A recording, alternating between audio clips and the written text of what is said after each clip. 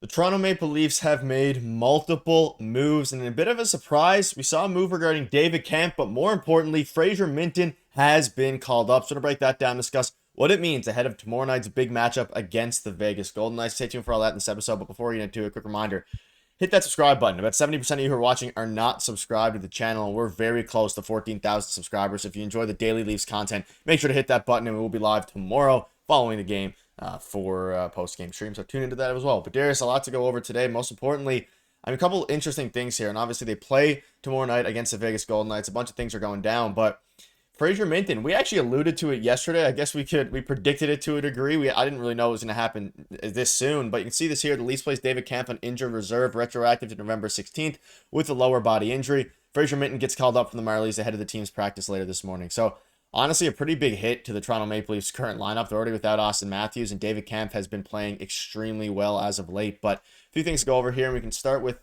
David Kampf before we get into Fraser Minton. We have a clip as well to show you from one of his AHL games. But David Kampf is on injured reserve. The injury bug continues to plague the Toronto Maple Leafs, and it's unfortunate. He's been great in the PK. He's been great in the faceoff circle this season. It's unfortunate that he's out.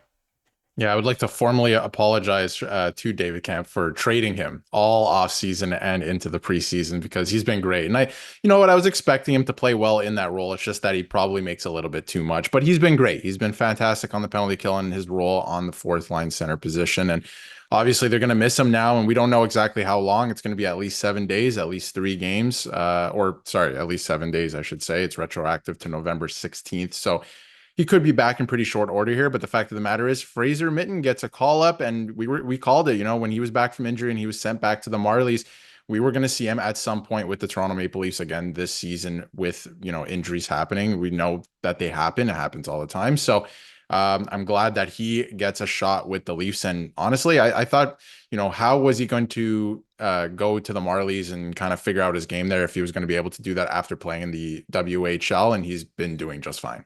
Yeah, and again, it's we'll keep you up to date with David Kampf. Hopefully he's back soon. Again, they only play once this week. They play not very much at all for the rest of November. So if there's going to be a time you never want to see injuries, or there's going to be time to rest for any of these guys, Matthews, David Kampf, now is definitely the time. So let's focus on Fraser Minton a little bit. And I'll show you a clip in a second here, but obviously, we had the Marlies head coach John Gruden speak out on Minton. He said he's probably, besides Logan Shaw, one of the next closest guys, to being a coach after Logan. He just has a lot of good qualities. He's a sponge. You usually only have to tell him once. It's a good quality to have, especially as a 20-year-old. And again, they practiced today. We've seen him in practice, like you saw in the intro video. But Darius, I think this is a chance for Fraser Minton. There's a lot of fans out there saying this might be his chance, and he doesn't look back. And there is a world, obviously, depending, they have a lot of depth currently at the moment in the third and fourth lines. But if he goes out and he shows out, there could be a world where he doesn't get sent back down. Obviously, things would have to happen, moves would have to be made. But you look at some of the ways that he's been playing. You can look at one of his goals he had in the AHL, a very nice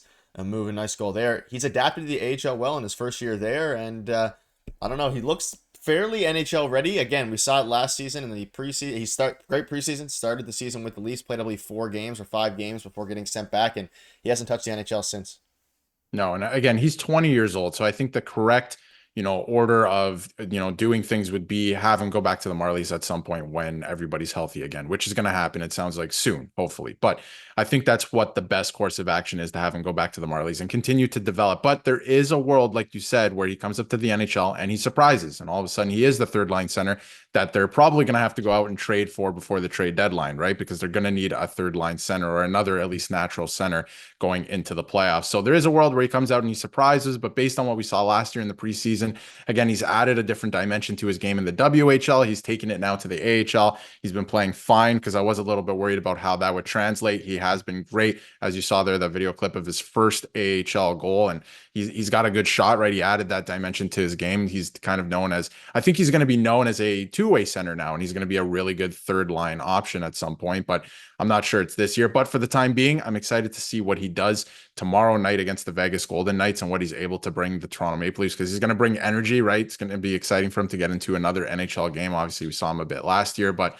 I'm excited to see what he brings. But long term, I'm not sure if he's going to stay with the team, but it's an exciting thing to look forward to tomorrow night. But I am really interested in the lines and how he factors into the lines, because there's a lot of shifting going on with, obviously, a suspension, a couple injuries. So I think that's the most interesting part. Yeah, and Connor Dure's back, and again, you see this here. Minton has been everything the Maple Leafs could have hoped for after returning from injury. Strong with the Marlies at both ends of the rink, and will likely bring a lot to the Maple Leafs' top six with David Kampf out, which is interesting. I mean, they have him factoring into the top six. I don't think that's going to happen, but I mean, maybe it could be a typo or a miss right there. But it's interesting. You see this here from Dangle. The Leafs have such a bizarrely light schedule to end November. They might as well do stuff like this. Get guys healthy, give guys a shot. And at the moment, it's unsure if he's going to be. We assume he's going to factor into the lineup tomorrow, because he's called up, and this would be it would make all the sense in the world if he does. But Craig Berube did speak out on a potential call up yesterday, right before it inevitably happened today. We've got to look at what's best for us and what's best for him. It's a conversation. He's a good player. We all know that, and he's playing well down there already. We'll see what happens. And we ultimately did see what happened because he got called up less than about 24 hours after this comment. But it's a good point you make. And I'm curious to ask you now, do you think, I think you do think that he does factor into the lineup tomorrow? They do have guys like Connor Dewar down there. They have obviously, it's a lot of guys coming up. I'm curious now to see how the center position specifically lines up for tomorrow night's game, because you have, again, Max Pacioretty's not a center, but he's dealing like so many injuries. Austin Matthews, obviously your top line center, is out, so maybe we see Willie play some more center again. Maybe they move some other guys around. Pontus Holmberg might get a run at it, or maybe they slide Fraser Minton in tomorrow in that bottom six. I don't imagine he's going to play in the top six unless they want to throw him into the fire and give him a chance. I feel like that article that was supposed to say maybe middle six or bottom six or something, maybe it was a typo, but yeah, I see him factoring into the lineup. I think he's going to play against Vegas, and there's no other reason why they would call him up. Like David Camp's injured, they're going to need another body in there, and he's a natural center. So I feel like he's going to play third line center. And if you look at the practice lines from this morning, that's kind of where he slotted in already. Although the rest of the lineup looks a little weird. Max Domi is practicing again because he's taken a couple maintenance days, so he's back on the ice too. He's playing center, second line center, so that's something to keep an eye on as well. And then the wings, I think it's a little weird. Steves is playing on the fourth line right now in practice. At least we don't know how it's going to shape up tomorrow, and Holmberg's on the third line. I think I would probably swap those two, because Holmberg may be better suited for the fourth line. Steves has been really good with the Marlies offensively this year, so maybe give him a shot with Mitten to Marlies guys. I think that'd be fun to watch with Robertson. That could be a little bit of chaos tomorrow night, so I feel like that might be a good thing. So we'll see how it shapes up, but Dewar on the fourth line, Lorentz, no notes, but I would switch Holmberg and Steves. But again, I think best course of action is don't put him in the top six. This is Minton, I mean. Put him in the the bottom six, specifically the third line, specifically third line center. See how he plays there. See if you have something there where you don't have to go out and trade for a center, because I think the Leafs need a third line center to solidify that spot going into the playoffs. But it is still early, and I'm excited to see what Minton brings to the lineup, because I think he's going to play tomorrow. Yeah, I think so as well. And again, yeah, top six, highly doubt it.